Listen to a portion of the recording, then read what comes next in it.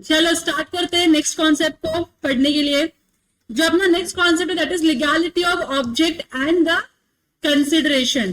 तो आप इसमें सेक्शन नंबर 23 में बताया देयर आर सर्टन थिंग्स, अगर आपके कंसिडरेशन या आपका ऑब्जेक्ट में होगा तो वो वैलिड होगा, नहीं है तो वो क्या होगा, वॉइड होगा। जैसे कुछ आप इलीगल एक्टिविटी करते हो, अनलॉफुल एक्टिविटी करते हो, तो वो वैलिड हो ही नहीं सकता है, बराबर की नहीं। तो कॉन्ट्रैक्ट हमेशा क्या होगा, आपका वॉइड होगा। तो वो क्या क्या सिचुएशन है वो आपको इस सेक्शन नंबर 23 में पढ़ना है।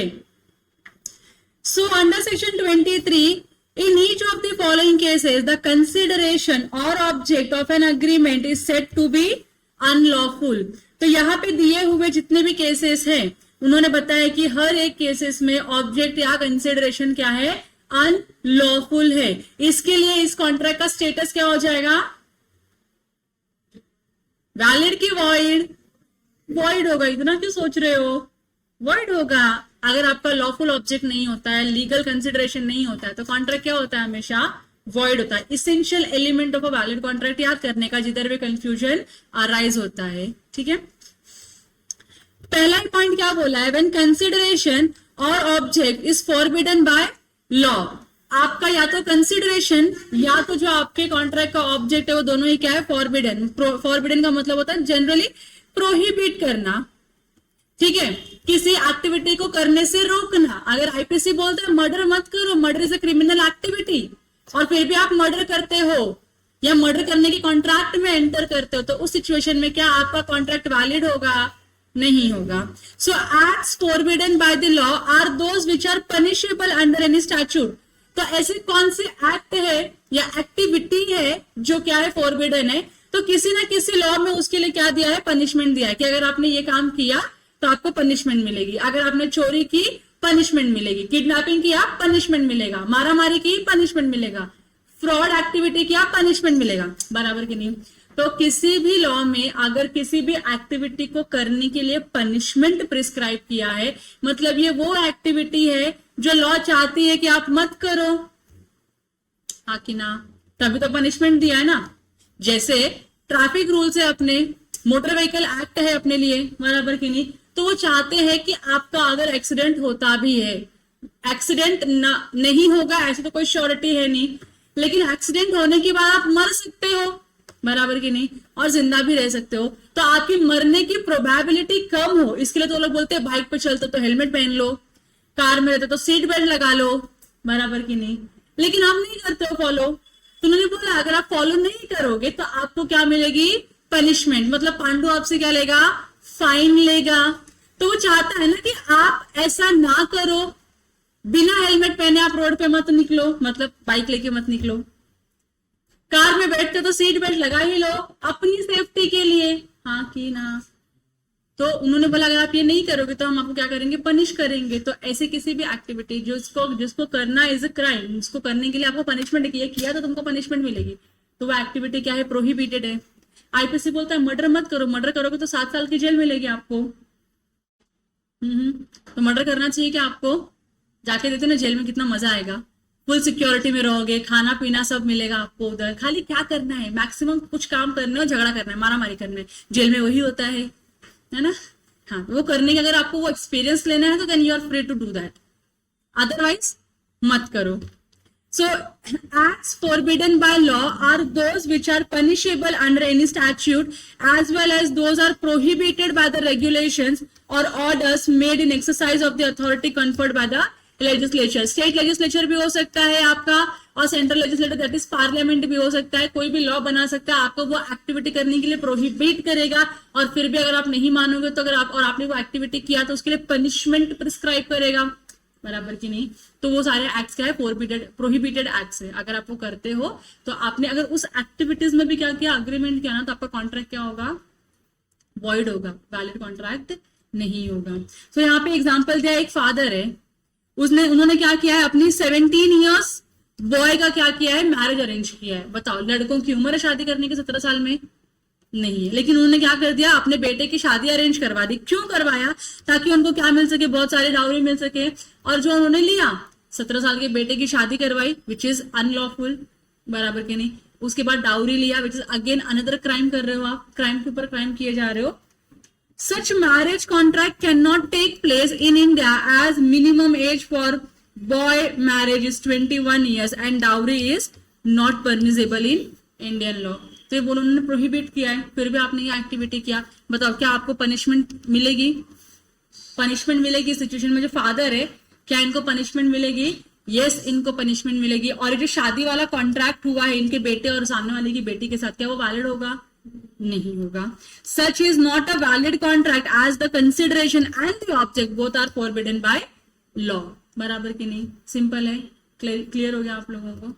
नेक्स्ट, व्हेन कंसिडरेशन और object are of such nature that is permitted it would defeat the provisions of law. मतलब बोलना क्या चाहते हैं कि आपके कॉन्ट्रैक्ट का जो कंसिडरेशन है या आपके कॉन्ट्रैक्ट का जो ऑब्जेक्ट है वो कुछ इस तरीके का है कि अगर हमने इसको अलाउ कर दिया कि हाँ आप ये कर सकते हो, तो इससे होगा क्या? लॉ की कुछ प्रोविजंस होते हैं जो क्या हो जाएंगे? कॉन्ट्रारी में आ जाएंगे, जो कॉन्ट्राडिक्ट करेंगे। समझ में आ रहा है आप लोगों को? डिफीट कर देंगे, मतलब जो लॉ का ओरिजिनल इंटेंशन था वो इंटेंशन क्या होगा? फुलफिल नहीं होगा। तो उन्होंने क्या किया है, इसके लिए भी एक एग्जाम्पल सेट किया है।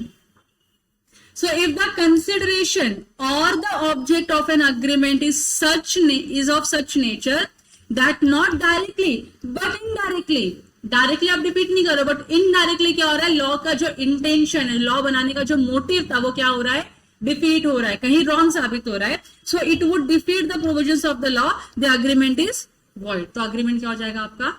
वॉइड हो जाएगा। अब इसके एग्जाम्पल बहुत अच्छा लिखा इन्होंने, मतलब इसके पहले एग्जाम्पल कभी लिखा नहीं था इंस्टीट्यूट ने, पहली बार है कि इस मॉड्यूल में, नए मॉड्यूल में उन्होंने एग्जाम्पल भी कोट किया है। काफी अच्छा एग्जाम्पल है। अब देखो यहाँ पे ए है, ए की कोई प्रॉपर्टी है, ए का कोई क्या है? स्टेट है, is sold for arrears of revenue under the provisions of the act of the legislature. तो कोई लॉ है जिसके इसने क्या किया है, कुछ जो टैक्स, जैसे फॉर एग्जाम्पल टैक्स पे करना होता है, उसने टैक्स पे नहीं किया, या कुछ और रेवेन्यू जो पे करना चाहिए था उसने पे नहीं किया, डिफॉल्ट किया उसको पे करने के लिए। तो जो अथॉरिटी है वो अथॉरिटी ने क्या किया, इसकी जो ये प्रॉपर्टी थी उसको क्या करा? बेचने का ये कर दिया, सेल करने का प्रोविजन बना दिया। सिर्फ A's estate is sold, actually sold भी हो गया, A's estate is sold for arrears of revenue under the provisions of an act of the legislature by which the defaulter is prohibited from purchasing the estate. अभी ये ए की जमीन है, ए की property है, ठीक है। ए ने मानो इसके ऊपर क्या नहीं भरा? प्रॉपर्टी टैक्स नहीं भरा। जो आपको पता है, अगर आप लोगों के पेरेंट्स प्रॉपर्टी ओन करते हैं तो हर साल कुछ ना कुछ वो पेमेंट करते हैं रेवेन्यू डिपार्टमेंट को। तो ए ने अपनी प्रॉपर्टी के ऊपर प्रॉपर्टी टैक्स नहीं भरा, 1 साल 2 साल, ठीक है, ज्यादा टाइम हो गया। तो जो डिपार्टमेंट है, डिपार्टमेंट ने क्या किया, इसकी इस लैंड को क्या किया? सीज कर लिया, और उसके बाद इसकी लैंड को क्या कर दिया? सेल के लिए निकाल दिया कि अब हम इसको बेचेंगे। क्यों? ताकि हम अपना अरियर जो है, जो आउटस्टैंडिंग है, जो आपसे आना चाहिए था लेकिन आया नहीं है, उसको हम क्या कर सके? रिकवर कर सके बाय सेलिंग योर लैंड, ठीक है। अब ये जो डिपार्टमेंट है उन्होंने क्या किया? प्रॉपर्टी को बेचने के लिए सामने आ गए। अब मुझे बताओ, क्या वो लोग मिस्टर ए को अलाउ करेंगे इस प्रॉपर्टी को बेचने के लिए, सॉरी परचेज करने के लिए? मतलब ए की प्रॉपर्टी बिक रही है, अभी एक टेंशन में है कि मेरी प्रॉपर्टी बिक जाएगी, बराबर की नहीं। अच्छा, ए की प्रॉपर्टी बिक क्यों रही है? क्योंकि उसने क्या नहीं पे किया है? टैक्सेस पे नहीं किए हैं। तो डिपार्टमेंट का हक बनता है उसकी प्रॉपर्टी बेच के अपना रेवेन्यू निकाल ले, बराबर के नहीं। अब डिपार्टमेंट को करना चाहती है तो ए तो चाहेगा ना मेरी प्रॉपर्टी मेरे पास ही रहे, तो ए चाहेगा प्रॉपर्टी खरीदने के लिए, बराबर के नहीं, कि हाँ मैं खरीदता हूं और मैं सारे रेवेन्यू जो भी आपका सेटअप कर लो आप। अब ए की प्रॉपर्टी बेच के ए को ही मिलेगा, तो इनका पर्पस सेटिस्फाई हो रहा है क्या? नहीं, आगे जाके फिर से डिफॉल्ट करेगा ही करेगा, बराबर की नहीं। और एक्चुअल में फिर ए को ज्यादा कुछ पेन ही नहीं होगा। इसके लिए उन्होंने क्या किया? ए को क्या करके रखा है? प्रोहिबिट करके रखा है कि ए तू ये प्रॉपर्टी नहीं खरीद सकता, तेरे अलावा any person can buy this property, जिससे हम क्या करेंगे? पैसे लेंगे, अपना रेवेन्यू रिकवर करेंगे और बैलेंस जो भी रहेगा उसको जैसा भी लॉ बोलता है, डायरेक्ट करता है, उसके हिसाब से डिस्पोज कर देंगे, ठीक है। तो ए स्मार्ट इनफ है, ए बोलता है ये प्रॉपर्टी मुझको नहीं मिलेगी क्योंकि I am bad person, I can not buy this property, ठीक है। अब ए क्या करता है? अपने एक फ्रेंड को बुलाता है, ए अपने एक फ्रेंड को बुलाता है, इसका नाम क्या है? बी को बोलता है बी एक काम कर, मेरी ये वाली प्रॉपर्टी ना बिक रही है, गवर्नमेंट बेच रही है इसको, इस प्रॉपर्टी को तू परचेज कर ले तो घर की प्रॉपर्टी घर में ही रहेगी, बराबर की नहीं। और क्या कर, इस प्रॉपर्टी को तू परचेज कर ले और फिर मैं तुझको जब पैसे दे दूंगा तो प्रॉपर्टी मुझको रिटर्न कर देना। लॉ चाहती है क्या प्रॉपर्टी फिर से ए के पास जाए? नहीं चाहती है। अगर आपको लेना है प्रॉपर्टी तो what you can do, maximum जितना भी आपने डिफॉल्ट किया पेमेंट करने के लिए वो सारा पेमेंट कर दो, जो भी इंटरेस्ट पेनल्टी वो पे कर दो, खत्म कर दो। आप वो करने के लिए तैयार ही नहीं हो तो आप अपना एक क्या करते हो, किसी पर्सन को अपॉइंट करते हो, किसी फ्रेंड को बुलाते हो, किसी रिलेटिव को बुलाते हो और बोलते हो कि आप ये प्रॉपर्टी परचेज कर लो। परचेज करो तो आप पैसे दोगे, प्रॉपर्टी आपको मिलेगी और जब प्रॉपर्टी आपको मिलेगी तो मैं आपसे प्रॉपर्टी फिर से क्या करूंगा, रीअक्वायर कर लूंगा, बराबर की नहीं। तो लॉ का इंटेंशन था क्या कि ए फिर से रीअक्वायर करो इस प्रॉपर्टी को? नहीं। So B, upon an understanding with A, becomes the purchaser and agrees to convey the estate to A upon receiving from him the price which B has paid. तो B ने जितना भी प्राइस पे किया है उतना अगर A से उसको मिल जाएगा, जब मिल जाएगा तो A को क्या करेगा, प्रॉपर्टी रिटर्न दे देगा। ये इन दोनों के बीच में क्या हुई है, अंडरस्टैंडिंग हुई है A और B के बीच में। क्या ये अंडरस्टैंडिंग लॉ को एक्सेप्टेबल होगा? लॉ को अच्छा लगेगा ऐसा तुम करो, मतलब तुम लॉ के साथ गेम खेल रहे हो। लॉ तो इसको एक्सेप्ट बिल्कुल नहीं करेगा। So the agreement is void as it renders the transaction in effect the purchase by the defaulter itself, बराबर की नहीं। तो इससे हो क्या रहा है, बी परचेज कर रहा है, फिर बी ए को ही देने वाला आगे जाके इसका, और बी कौन है, ए का एजेंट मान सकते हो आप, क्योंकि उसने अपॉइंट किया इसको परचेज करने के लिए। आगे जाके प्रॉपर्टी फिर से ए के हाथ में ही आ जाएगी। तो यहाँ पे बी और ए के बीच में जो अग्रीमेंट हो रहा है वो अग्रीमेंट ही क्या है, वॉइड अग्रीमेंट है, क्योंकि ये अज्यूम क्या किया जाएगा आगे जाके, anyways A is going to get the possession and the ownership of the property, that means he is only the purchaser, the defaulter is the purchaser of the property, बराबर की नहीं। And would defeat the object of the law. Law नहीं चाहता कि ए को property फिर से मिले, लेकिन अगर एनी डायरेक्टली और इनडायरेक्टली अगर प्रॉपर्टी ए को मिलती है तो डेफिनेटली इसमें नुकसान किसको हो रहा है, लॉ को ही हो रहा है। लॉ के ऑब्जेक्ट डिफीट्स हो रहे, इसके लिए इन्होंने क्या किया, ए और बी के साथ किया गया जो भी कॉन्ट्रैक्ट है उसको वॉइड अग्रीमेंट में डिक्लेयर कर दिया। यहाँ तक क्लियर है आप लोगों को? इन दोनों के बीच का अग्रीमेंट क्या था, वॉइड अग्रीमेंट था, एज इट वॉज अपोज्ड और unlawful, oppose to public policy नहीं है, बट इट इज ऑब्जेक्ट और the consideration is still okay, object is not lawful. इसके लिए क्या किया इन्होंने, इसके अग्रीमेंट को वॉइड डिक्लेयर कर दिया है। ठीक है, ओके है, कर डन, सबका हो गया लिख के, जो भी लिख रहे थे आप लोग, इन अदर वर्ड्स लिख रहे थे क्या? चलो आगे बढ़ते हुए जो अपना नेक्स्ट पॉइंट है कि आपका कंसिडरेशन या ऑब्जेक्ट क्या है, अनलॉफुल ट्रीट किया जाएगा व्हेन इट इज फ्रॉडुलेंट।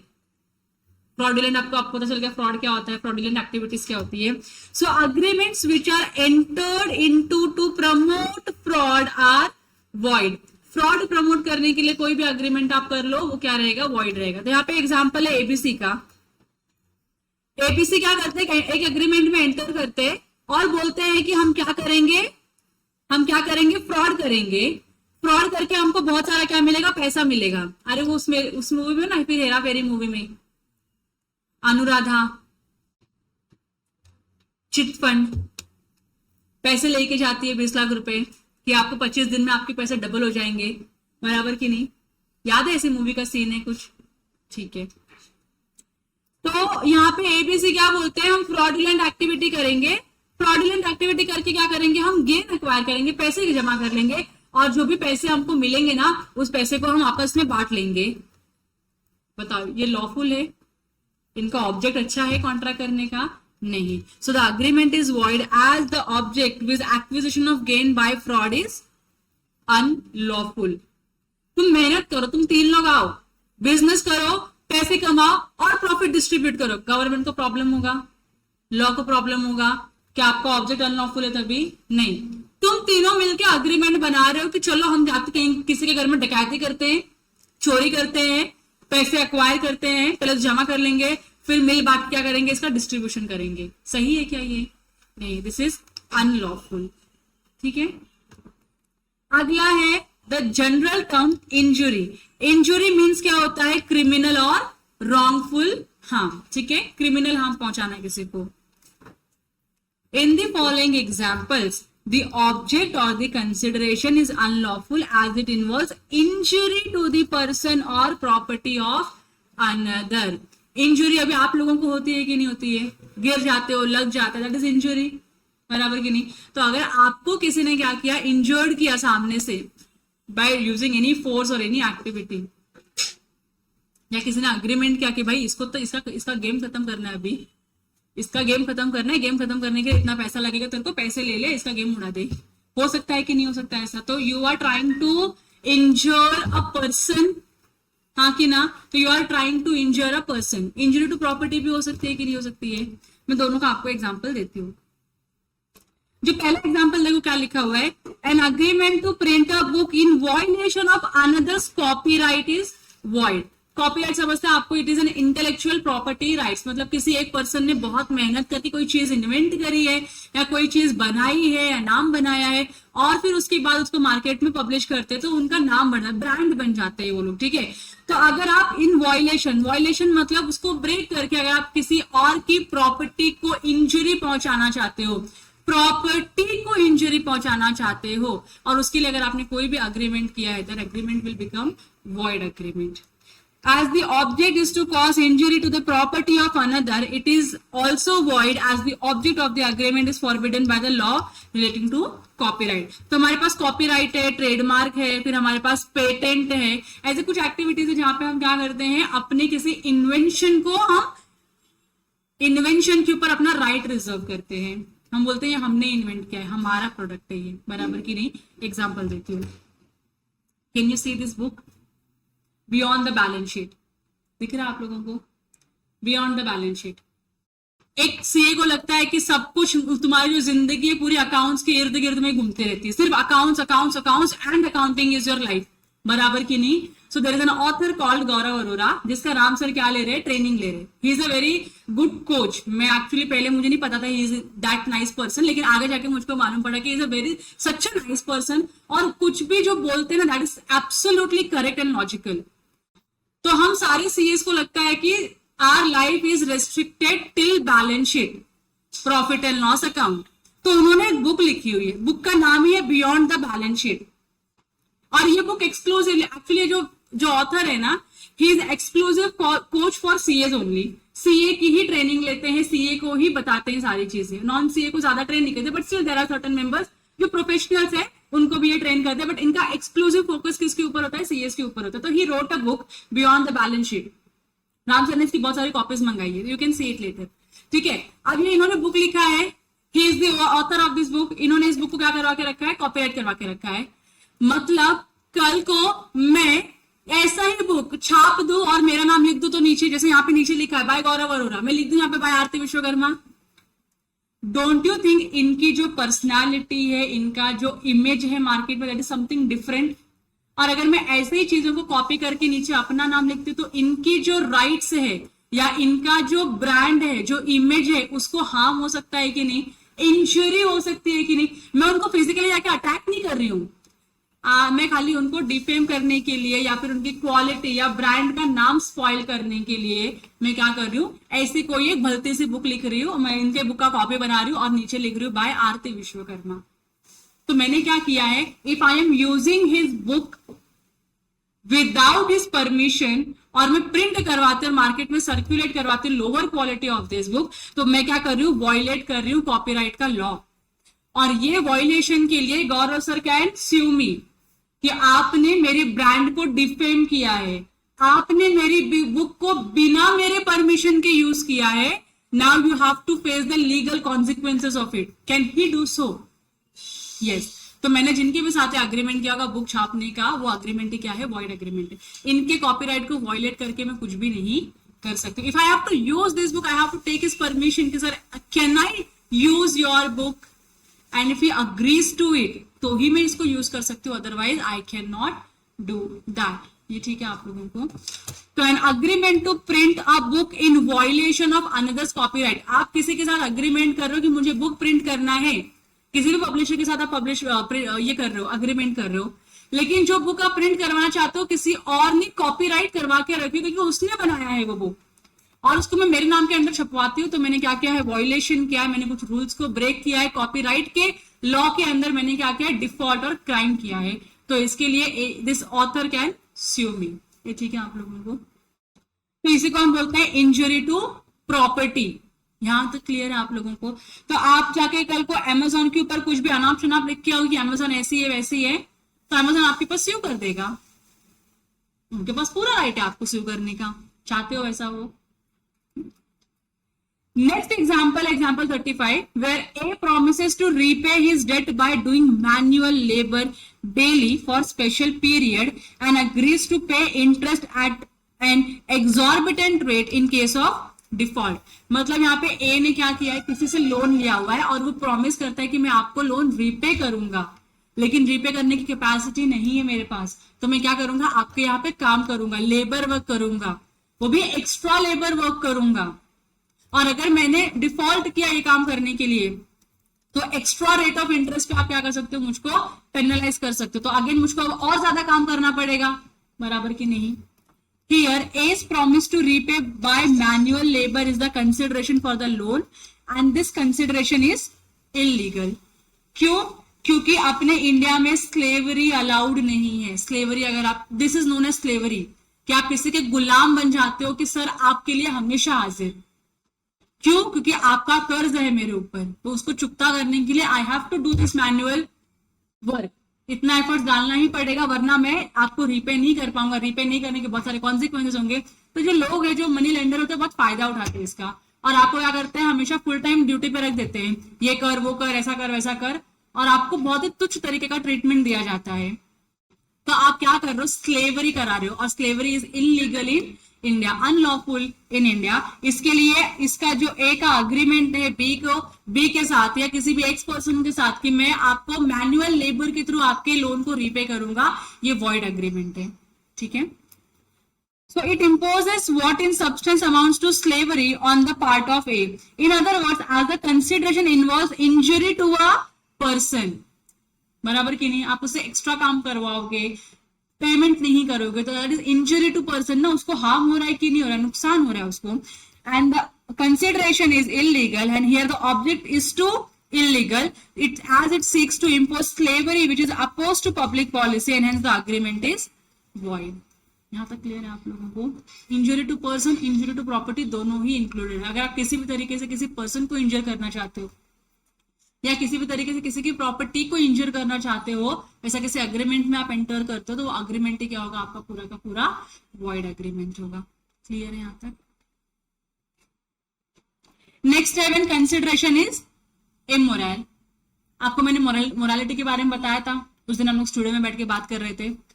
जो चीजें सोसाइटी एक्सेप्ट नहीं करती that becomes immoral, simplified language में एकदम। तो अगर आपका कंसिडरेशन इमोरल होगा तो डेफिनेटली आपका जो अग्रीमेंट बनेगा वो अग्रीमेंट ही क्या होगा, वॉइड अग्रीमेंट होगा। तो यहाँ पे दो एग्जाम्पल दिए है, जहां पे एग्जाम्पल से ये प्रूव होता है कि ये जो भी कंसिडरेशन है ये इमोरल है, इसकी वजह से ये अग्रीमेंट क्या होता है, वॉइड अग्रीमेंट होता है। पहला एग्जाम्पल क्या है, P had advanced money to D. P ने क्या किया है, डी को पैसे दिए हैं। अब डी कौन है, एक मैरिड वुमेन है, तो ये डी नहीं है, तो ये कौन है, मिसेस डी है। तो मिसेस डी को क्या है, पी ने पैसे दिए हुए हैं, और क्या बोला है, to enable her to obtain a divorce from her husband. तो पी डी को क्या बोलता है कि तू ये पैसे रख और अपने हस्बैंड से क्या ले ले, डिवोर्स ले ले। जब तू अपने हस्बैंड से डिवोर्स लेगी तो पी क्या करेगा, डी से शादी करेगा। बताओ सही है ये? अपनी सोसाइटी एक्सेप्ट करेगी इन चीजों को? बिल्कुल नहीं करेगी। तो and D had agreed to marry her as soon as she could obtain the divorce. So it was held that P was not entitled to recover the amount since the agreement had for its object and the divorce of the D from her husband and the promise of marriage given under these circumstances was not good morals. Good morals के against में है, इसके लिए इनके साथ किया गया कोई भी अग्रीमेंट क्या है, वॉइड अग्रीमेंट है। यहाँ तक क्लियर हो गया आप लोगों को? कोई दिक्कत कोई डिफिकल्टी इसमें तो नहीं है। और सेकेंड एग्जाम्पल में बोला गया है, ए बी को बोलता है कि if you arrange a girl for marriage with me, मतलब इसकी औकात नहीं है शादी करने की, तो इसने बी को बोला कि अगर तू मेरे लिए शादी अरेंज करता है, एक लड़की अरेंज करेगा जिससे मैं शादी कर सकूं, तो आई गिव यू 50,000 रुपीज। बताओ ये सही है कि गलत है? गलत है, ये इमोरल है। इसके लिए कॉन्ट्रैक्ट क्या हो जाएगा आपका? वॉइड हो जाएगा। तो फिर आपको क्वेश्चन आएगा, तो शादी.com क्या करवाती है? वो भी तो यही करवा रही है। क्या शादी.com आपसे पैसे ले रही है? जब आप पोर्टफोलियो अपना बनाते हो या प्रोफाइल बनाते हो शादी.com पे या मैट्रिमोनी पे, तो क्या आपसे पैसे लिए जाते हैं? आपकी शादी किसी भी पर्सन से फिक्स होती है तो क्या आपसे पैसे ले जाते हैं? कह रहे तुमने हमारा प्रोफाइल यूज, हमारा पोर्टफोलियो यूज किया था, हमारा प्लेटफॉर्म यूज किया था, नाउ यू हैव टू पे मनी, हमने तुम्हारे लिए अरेंज करी है शादी। ऐसा होता है क्या? नहीं, it is just a platform. Shaadi.com, matrimonial, ये जो एप्स है क्या है? खाली एक प्लेटफॉर्म है जहां पे प्रोस्पेक्टिव ब्राइड और प्रोस्पेक्टिव ग्रूम जो है ना अपनी अपनी प्रोफाइल बनाते हैं and they go for a perfect match. उनको मैच मिल जाता है कि हाँ भाई this person is the person जिसको मैं ढूंढ रही थी इतने टाइम से, now I can get married with him और हर। ऐसा मिलने के बाद आप क्या करते हो? मिलके जुल के बातें करके यू गेट मैरिड। इसमें शादी.com कुछ नहीं बोलता है, वो खाली एक प्लेटफॉर्म क्रिएट किया है जहां पे आप जो ढूंढने की इच्छाएं रखते हो यहां से ढूंढ लो, मिल जाएगा आपको शायद से। बराबर की नहीं? तो वो लोग आपसे पैसे नहीं मांगते शादी करने के या करवाने के। वो ये भी नहीं बोलते कि आपको शादी करनी ही पड़ेगी इस इंसान से, प्रोफाइल बनाए तो शादी तो करके जाना पड़ेगा, बिना शादी के हम आपको अलाउ नहीं कर सकते जाने के लिए। ऐसा बोलते हैं क्या वो लोग? नहीं, you whenever you wish to exit you can take exit from the portal और from the platform। कोई दिक्कत, आपको कोई रोकने टोकने वाला नहीं है। तो ये वाला जो अग्रीमेंट है वो वॉइड अग्रीमेंट है। शादी.com में प्रोफाइल बनाना, लड़का ढूंढना या लड़की ढूंढना फिर उनसे शादी करना, दैट इज नॉट वॉइड। क्योंकि मेरी एक फ्रेंड की जो रिसेंटली शादी हुई है उसको वहीं से लड़का मिला है, जो बहुत टाइम से ढूंढ रही थी, परेशान थी। मैंने कल तो हम लोग बात कर रहे थे तो उसने पता नहीं कहां से बोला कि तूने ही बोला था कि प्रोफाइल क्रिएट कर तो मुझको मिल जाएगा अच्छा लड़का। एंड ऑन दैट फेथ वो बंदी ने प्रोफाइल क्रिएट किया और सच में with in a month of 2 or 3 she got a very good pair for her. और शादी हो गई, अभी वो लोग अच्छे से लाइफ अपनी एंजॉय कर रहे हैं। मैंने बोला मेरा कोई हाथ नहीं है, ब्लेम मेरे को नहीं करने का, कुछ अच्छा हो या कुछ बुरा हुआ है। That was your decision and you did it, मेरा कोई उसमें रूल नहीं है। ठीक है, नहीं तो फिर आप बोलोगे कि आपने तो शादी करवाने का कॉन्ट्रैक्ट लिया है, पैसे लिए हैं, मैंने कुछ नहीं लिया है। ठीक है, तो अगर आप पैसे लेके किसी से शादी करने की बात करते हैं, कॉन्ट्रैक्ट करते हैं, तो definitely it is oppose to public policy, it is immoral और ये क्या होता है? वॉइड एग्रीमेंट होता है। ठीक है, फिर पंडित जी होते हैं मैच करवाने के लिए लड़का लड़की, पंडित जी होते हैं या फिर कोई आपका थर्ड पार्टी एसोसिएट होता है, थर्ड पार्टी वेंचर होता है जो बोलता है अरे इसका लड़का इसकी लड़की परफेक्ट मैच होगा, हाँ कि ना? वो लोग ऐसा ट्राई करते हैं कि नहीं करते? ऐसा आपके घर में भी कोई होगा ऐसा इंटरमीडिएट पर्सन जिसको बोलते हैं, जो लड़के वाले को भी जानता है और लड़की वाले को भी जानता है और इन दोनों को इंटरैक्ट करवाता है, मिलवाता है और शादी करवा देता है, लेकिन पैसे नहीं लेता है। ठीक है, तो इंटरमीडिएट बनना इज नॉट अ प्रॉब्लम, लेकिन पैसे देके शादी करना इज प्रॉब्लम, और वो क्या है? वॉइड है। ठीक है, यहां तक ओके आप लोगों को? आगे बढ़े जिंदगी में। When consideration is opposed to public policy, public policy मतलब हमारी सोशल सिक्योरिटी के अपोजिशन में कोई भी चीज होती है, कोई भी कंसिडरेशन होता है, कोई भी कॉन्ट्रैक्ट का ऑब्जेक्ट होता है, तो वो क्या हो जाएगा? आपका वॉइड हो जाएगा। अब कौन कौन सी चीजें अपोज टू पब्लिक पॉलिसी में आती है उसकी लंबी सी लिस्ट लगी हुई है। ठीक है, so the expression of public policy can be interpreted either in wide or a narrow sense.